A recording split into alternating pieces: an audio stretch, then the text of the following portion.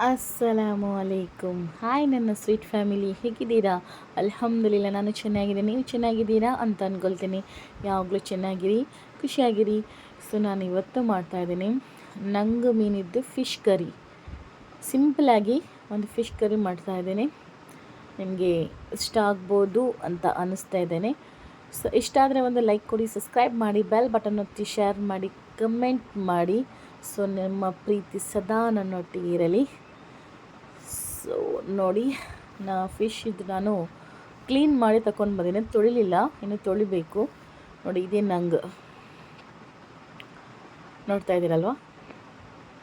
So ತುಂಬ ಜನ ಗೊತ್ತಿರಲ್ಲ, ಗೊತ್ತಿರ್ಬೋದು. ನನಗೆ ತುಂಬ ಇಷ್ಟ ಈ ಮೀನು ಅಂದರೆ ತುಂಬ ಇಷ್ಟ. ಅದು ಸ್ವಲ್ಪ ಜಾಸ್ತಿ ಇರಬೇಕು, ಆವಾಗ ತುಂಬ ಸೂಪರ್ ಆಗುತ್ತೆ. ನೋಡಿ, ನಾನು ಒಂದು ತೆಂಗಿನಕಾಯಿ ಮತ್ತು ಎಷ್ಟು ಖಾರ ಬೇಕು ಅಷ್ಟು ಮೆಣಸು ತಗೊಂಡಿದ್ದೇನೆ. ಇದು ಸ್ವಲ್ಪ ಖಾರ ಕಡಿಮೆ ಹಾಕ್ಕೊಳ್ಳಿ. ಮತ್ತು ಅರ್ಧ ಚಮಚದಷ್ಟು ನಾನು ಹಳದಿ ಪೌಡರ್, ಅರ್ಧ ಚಮಚದಷ್ಟು ನಾನು ಸಾಸಿವೆ ಹಾಕ್ತಾಯಿದ್ದೀನಿ,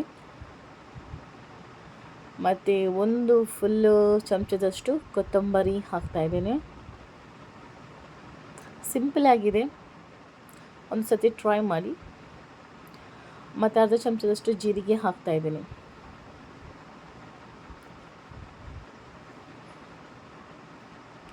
ಮತ್ತು ಒಂದು 4-5 ಮೆಂತೆ, ಬಟ್ ಇದು ಆಪ್ಷನಲ್, ಬೇಕಾದರೆ ಹಾಕ್ಬೋದು, ಇಲ್ಲಾದರೆ ಸ್ಕಿಪ್ ಮಾಡ್ಬೋದು. ಸೊ ನನಗೆ ಸ್ವಲ್ಪ ಮೆಂತೆ ಮತ್ತು ಜೀರಿಗೆ ಸಾಸಿವೆ ಹಾಕಿದರೆ ನನಗೆ ಸ್ವಲ್ಪ ಇಷ್ಟ ಆಗೋದು ಫಿಶ್ ಕರಿ, ಹಾಗಾಗಿ. ಸೊ ಮತ್ತು ನಾನು ಹಾಕ್ತಾಯಿದ್ದೇನೆ ಪೆಪ್ಪರ್, ಕಾಯಿ ಮೆಣಸು ಎಂತ ಹೇಳ್ತಾರೆ ಪೆಪ್ಪರ್ಗೆ, ಗೊತ್ತಿಲ್ಲ ನನಗೆ ಕನ್ನಡದಲ್ಲಿ. ಗೊತ್ತಿದ್ದವರೊಂದು ಕಮೆಂಟ್ ಮಾಡಿ ತಿಳಿಸಿ, ಓಕೆನಾ?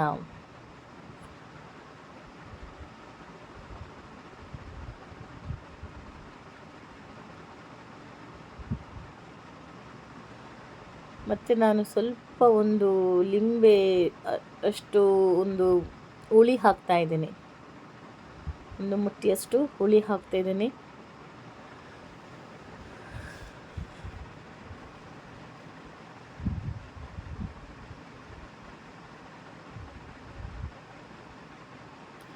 ತೆಂಗಿನಕಾಯಿ ಎಷ್ಟು ಬೇಕು ನೀವು ಅಷ್ಟು ಹಾಕ್ಕೊಳ್ಳಿ. ನಿಮಗೆ ಸ್ವಲ್ಪ ಒಂದು 4-5 ಬೆಳ್ಳುಳ್ಳಿ ಹಾಕ್ತಾಯಿದ್ದೇನೆ. ಸೊ ಮೀನು ಎಷ್ಟು ಉಂಟು ಅಷ್ಟು ತೆಂಗಿನಕಾಯಿ ಹಾಕ್ಕೊಳ್ಳಿ. ಮೀನು ಕಡಿಮೆ ಇದೆ, ತೆಂಗಿನಕಾಯಿ ಜಾಸ್ತಿ ಹಾಕಬೇಡಿ, ಇಲ್ಲಾದರೆ ಅದು ಹಸಿ ವಾಸನೆ ಬರುತ್ತೆ. ಮೀನು ಜಾಸ್ತಿ ಇದ್ದರೆ ತೆಂಗಿನಕಾಯಿ ಸ್ವಲ್ಪ ಕಡಿಮೆ ಹಾಕಿದರೆ ತುಂಬ ಟೇಸ್ಟಿ ಆಗುತ್ತೆ. ನಾನು ತೆಂಗಿನ ಎಣ್ಣೆ ಹಾಕ್ತಾಯಿದ್ದೀನಿ. ನಾನು ಮಣ್ಣಿನ ಪಾತ್ರೆಯಲ್ಲಿ ಮಾಡ್ತಾ ಇರೋದು, ಸೊ ಅದಕ್ಕೆ ನಾನು ತೆಂಗಿನ ಎಣ್ಣೆ ಯೂಸ್ ಮಾಡ್ತಾಯಿದ್ದೀನಿ. ನಾನು ಆಲ್ರೆಡಿ ನಿಮಗೆ ಹೇಳಿದ್ದೀನಿ, ನಾನು ಫಿಶ್ ಫ್ರೈ ಆಗಲಿ ಫಿಶ್ ಕರಿ ಆಗಲಿ ತೆಂಗಿನ ಎಣ್ಣೆಯಲ್ಲಿ ಯೂಸ್ ಮಾಡೋದಂತ. ತುಂಬ ಟೇಸ್ಟಿ ಆಗುತ್ತೆ ತೆಂಗಿನ ಎಣ್ಣೆ ಯೂಸ್ ಮಾಡೋದ್ರಿಂದ. ಮತ್ತು ನಾನು ಅದು ತೆಂಗಿನಕಾಯಿ ನಿಮಗೆ ಹೇಳಿದೆ, ಜಾಸ್ತಿ ಹಾಕ್ಕೊಳ್ಬೇಡಿ. ಫಿಶ್ ಕಡಿಮೆ ಇದ್ದರೆ ತೆಂಗಿನಕಾಯಿ ಸ್ವಲ್ಪ ಕಡಿಮೆನೇ ಹಾಕಿ. ಫಿಶ್ ಜಾಸ್ತಿ ಇದ್ದರೆ ತೆಂಗಿನಕಾಯಿ ಸ್ವಲ್ಪ ಜಾಸ್ತಿ ಹಾಕ್ಬೋದು, ಯಾಕಂದರೆ ಮೀನು ಜಾಸ್ತಿ ಇರಬೇಕು, ತೆಂಗಿನಕಾಯಿ ಕಡಿಮೆ ಇರಬೇಕು. ನಾನು ಆ ಎಣ್ಣೆಗೆ ಒಂದು ಈರುಳ್ಳಿ ಕಟ್ ಮಾಡಿ ಹಾಕ್ತಾಯಿದ್ದೀನಿ. ಅದು ಸ್ವಲ್ಪ ಒಳ್ಳೆಯಿಂದ ಫ್ರೈ ಆಗಲಿ. ಫ್ರೈ ಆಗೋದಂದರೆ ಸ್ವಲ್ಪ ಮೀಡಿಯಮ್ ಹಸಿ ವಾಸನೆ ಹೋದರೆ ಸಾಕು. ನೋಡಿ, ಇಷ್ಟೇ ಇದ್ದರೆ ಸಾಕು. ನಾನೀಗ ಅದು ಮಸಾಲವನ್ನು ತುಂಬ ಸಣ್ಣಾಗಿ ರುಬ್ಬಿ ತಗೊಂಡು ಬಂದಿದ್ದೀನಿ. ಸಣ್ಣಾಗಿ ರುಬ್ಕೊಳ್ಳಿ, ಫುಲ್ಲು ನೈಸ್ ಆಗಬೇಕು. ನೀವು ಮಸಾಲ ಸಣ್ಣ ಆಗಲಿಲ್ಲ ಅಂದರೆ ಸಾರು ಒಳ್ಳೆಯದಾಗೋದಿಲ್ಲ. ಫಿಶ್ ಕರಿಗೆ ಯಾವತ್ತೂ ಮಸಾಲ ಸಣ್ಣಾಗಿ ರುಬ್ಬಿಕೊಳ್ಳಬೇಕು.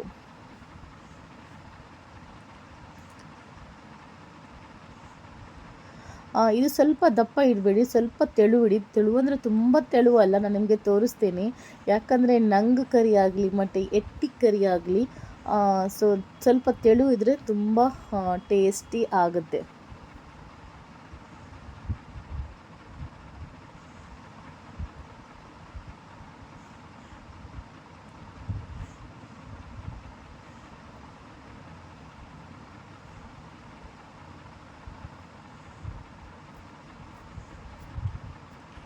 ನೋಡಿ, ಇಷ್ಟು ತೆಳು ಇಟ್ಕೊಂಡಿದೆ, ನೋಡ್ತಾ ಇದ್ದೀರಲ್ವ. ಯಾಕಂದರೆ ಸ್ವಲ್ಪ ತೆಳು ಇರಬೇಕು, ಆವಾಗ ತುಂಬ ಒಳ್ಳೆಯದಾಗುತ್ತೆ. ಇದು ನಿಮಗೆ ರೈಸಿಗೆ ಆಗಲಿ ದೋಸೆಗೆಲ್ಲ ತುಂಬ ಟೇಸ್ಟಿ ಆಗುತ್ತೆ. ಯಾಕಂದರೆ ನಂಗೆ ತುಂಬ ಟೇಸ್ಟಿಯಾದ ಮೀನು. ಮತ್ತು ನಾನು ಹಾಕ್ತಿದ್ದೇನೆ ಉಪ್ಪು, ಅದು ತುಂಬ ಜನ ತಿನ್ನಲ್ಲ ನಂಗು ಮೀನು, ಯಾಕೆ ಅಂತ ಗೊತ್ತಿಲ್ಲ. ಬಟ್ ನನ್ನದು ತುಂಬ ಫೇವ್ರೇಟ್. ಚಿಕ್ಕಂದರೆ ತುಂಬ, ದೊಡ್ಡದಷ್ಟು ಒಂದು ಟೇಸ್ಟಿ ಆಗಲ್ಲ. ಬಟ್ ಚಿಕ್ಕ ಮೀನಿಂದ ಚಿಕ್ಕ ನಂಗು ತಗೊಂಡು ಈ ಥರ ಒಂದು ಸತಿ ರೆಸಿಪಿ ಟ್ರೈ ಮಾಡಿ.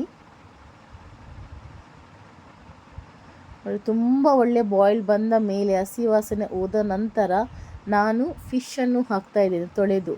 ಯಾಕಂದರೆ ನಾವು ಒಂದು ಬಾಯ್ಲ್ ಬಂದು ಫಿಶ್ ಹಾಕಬಾರ್ದು, ತುಂಬ ಒಂದು 10 ನಿಮಿಷ ಆದ್ರೂ ಒಳ್ಳೆಯಿಂದ ಬಾಯ್ಲ್ ಆಗಬೇಕು, ಹಸಿ ವಾಸನೆ ಎಲ್ಲ ಹೋಗಬೇಕು.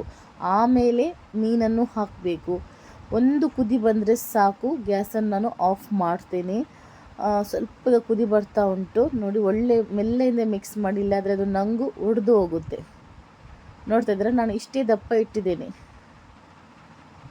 ಯಾಕಂದರೆ ತುಂಬ ತೆಳು ಅಲ್ಲ, ತುಂಬ ದಪ್ಪನೂ ಅಲ್ಲ. ಇದು ಸ್ವಲ್ಪ ತೆಳು ಇದ್ರೇ ತುಂಬ ಒಳ್ಳೆಯದಾಗುತ್ತೆ. ತುಂಬ ಒಳ್ಳೆ ಒಂದು ಕುದಿ ಬರಲಿ. ನೋಡ್ತಾ ಇದ್ರಲ್ಲ, ಕುದಿ ಬಂದಿದೆ. ನಾನು ಈಗ ಗ್ಯಾಸನ್ನು ಆಫ್ ಮಾಡ್ತಾ ಇದ್ದೀನಿ.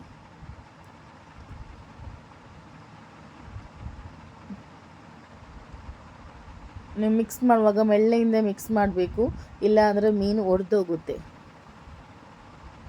ನೋಡ್ತಾ ಇದ್ದೀರಲ್ವ, ಈಗ ಪರ್ಫೆಕ್ಟಾಗಿ ಮುಕ್ಕಾಲು ಅಂಶ ಬೆಂದಿದೆ. ನಾವೀಗ ಗ್ಯಾಸ್ ಆಫ್ ಮಾಡಿದ ನಂತರ ಕಾಲು ಅಂಶ ಕಂಪ್ಲೀಟಾಗಿ ಬೇಯುತ್ತೆ, ಯಾಕಂದರೆ ಅದು ಒಂದು ಮಣ್ಣಿನ ಪಾತ್ರೆಯಿಂದ ನನಗೆ ಗ್ಯಾಸ್ ಆಫ್ ಮಾಡಿದ ಮೇಲೂ ಬಾಯ್ಲ್ ಆಗ್ತಾ ಉಂಟು.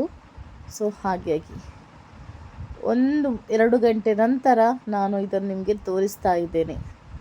ಇದು ಓವರ್ ನೈಟ್ ಇಟ್ಟರೆ ಫುಲ್ಲು ಟೇಸ್ಟಿ ಆಗುತ್ತೆ. ಒಂದು 4-5 ಗಂಟೆ ಆದರೂ ಇಡಬೇಕು. ಸೊ ಇದು ನಾನು 2 ಗಂಟೆ ನಂತರ ನಾನು ನಿಮಗೆ ತೋರಿಸ್ತಾ ಇದ್ದೇನೆ. ತುಂಬ ಟೇಸ್ಟಿ ಆಗುತ್ತೆ. ಒಂದು ಸತಿ ಈ ನಂಗು ಮೀನನ್ನು ಫ್ರೈ ಮಾಡಿ, ಕರಿ ಮಾಡಿ. ಯಾಕಂದರೆ ನಂಗು ಮೀನನ್ನು ನೀವು ಯಾವ ಥರನೂ ಸಾರು ಮಾಡಿದ್ರೂ ಅದು ಸೂಪರೇ ಆಗುತ್ತೆ, ಯಾಕಂದರೆ ಅದು ಟೇಸ್ಟ್ ಮೀನು ಅದಕ್ಕೋಸ್ಕರ. ಮತ್ತು ಸ್ವಲ್ಪ ನಂಗು ಮೀನು ಸ್ವಲ್ಪ ಜಾಸ್ತಿ ಇರಬೇಕು, ಆವಾಗ ಇನ್ನೂ ಟೇಸ್ಟಿ ಆಗುತ್ತೆ ಸಾರು. ನಂಗು ಮೀನು ಕಡಿಮೆ ಇದ್ದರೆ, ತೆಂಗಿನಕಾಯಿ ನಾವು ಜಾಸ್ತಿ ಹಾಕಿದರೆ ಅದು ಟೇಸ್ಟ್ ಬರಲ್ಲ, ಹಸಿ ವಾಸನೆ ಬರುತ್ತೆ ನಮ್ಮದು ಸಾರು. ಹಾಗಾಗಿ ನಿಮ್ಮ ಮೀನು ಜಾಸ್ತಿ ಹಾಕಿ, ತೆಂಗಿನಕಾಯಿಯನ್ನು ಕಡಿಮೆ ಹಾಕಿ, ಅದು ಒಂದು ಸತಿ ಟ್ರೈ ಮಾಡಿ. ಓಕೆ, ನೀವು ಸಿಂಪಲಾಗಿ ನೀವು ಈಗ ಪೆಪ್ಪರ್, ಜೀರಿಗೆ, ಸಾಸಿವೆ, ಮೆಂತೆ ಇದು ಸ್ಕಿಪ್ ಮಾಡಿ ಜಸ್ಟ್ ಹಳದಿ ಪೌಡರ್, ತೆಂಗಿನಕಾಯಿ, ಮೆಣಸು ಮತ್ತು ಕೊತ್ತಂಬರಿ, ಹುಳಿ, ಬೆಳ್ಳುಳ್ಳಿ ಹಾಕಿ ನೀನು ಮಾಡ್ಬೋದು. ಬಟ್ ನಾನು ಇದು ಮಾಡಿ ಹಾಕ್ತಾಯಿದ್ದೇನೆ, ಯಾಕಂದರೆ ನನ್ನ ಹಸ್ಬ್ಯಾಂಡ್ಗೆ ಸ್ವಲ್ಪ ಸಾಸಿವೆ, ಸ್ವಲ್ಪ ಮಸಾಲೆಲ್ಲ ಹಾಕಿದರೆ ಅವರು ಇಷ್ಟಪಟ್ಟು ತಿಂತಾರೆ. ಸೊ ಹಾಗೆ ನನ್ನ ವಿಡಿಯೋ ಇಷ್ಟ ಆದರೆ ಒಂದು ಲೈಕ್ ಮಾಡಿ, ಹೊಸಬ್ರು ಆದರೆ ಸಬ್ಸ್ಕ್ರೈಬ್ ಮಾಡಿ, ಸೊ ಶೇರ್ ಮಾಡಿ.